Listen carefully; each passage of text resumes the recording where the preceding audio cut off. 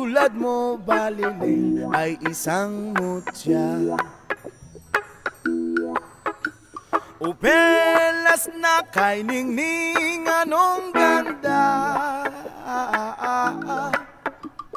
Tulad mo'y bituin sa kalangitan,